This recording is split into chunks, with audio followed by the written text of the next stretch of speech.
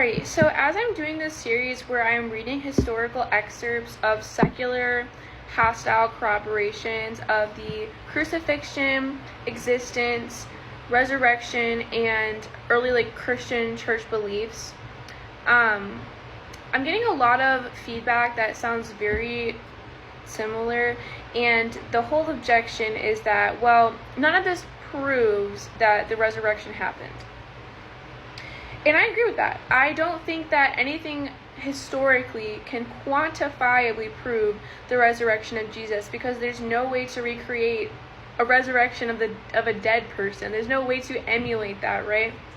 So yeah, while I do have to have a level of faith to believe that Jesus truly did resurrect, the reason that I believe he resurrected is because not only is there insurmountable evidence historically that he did exist, that he did get crucified, and that his followers believed he resurrected, but they all went to gruesome, horrible deaths over it.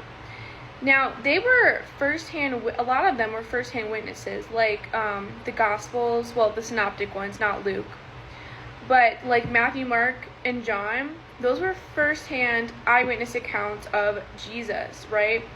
So the fact that they knew him like a friend, like you would know your best friend, and then they died claiming that he did in fact resurrect from the dead, is evidence to me that they truly believed what they were saying. Now, you can die for something that is factually incorrect, right? Like, for example, kamikaze pilots, they die for something that I would say is wrong, but they aren't dying for it because they know that it's a lie. They're dying for it because they believe that it's true. Basically, what I am trying to put emphasis on is that I know and I understand that historical documents cannot quantifiably prove that Jesus rose from the dead, that he is alive today. Of course, I cannot do that. However, given the historical facts, given the fact that people went to their deaths for this thing that they believe happened, and they knew him, they knew Jesus. They grew up with him, a lot of them. So it's asinine to claim that the disciples made this whole thing up, that somehow they pulled off him surviving a Roman execution, a Roman crucifixion. That does not happen. You don't survive a Roman crucifixion. And then somehow after he survives this crucifixion, the disciples also steal his body from the tomb, even though it's being guarded by Roman soldiers.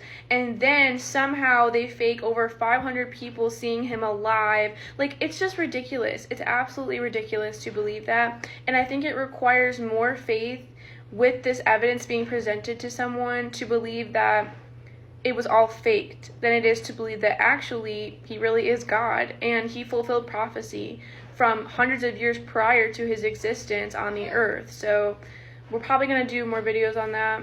I'm probably going to do some videos, but yeah, just stay tuned. And yes, I understand that I cannot quantifiably prove that the resurrection happened, but I think there is substantial historical evidence that makes it have an air of verisimilitude to it.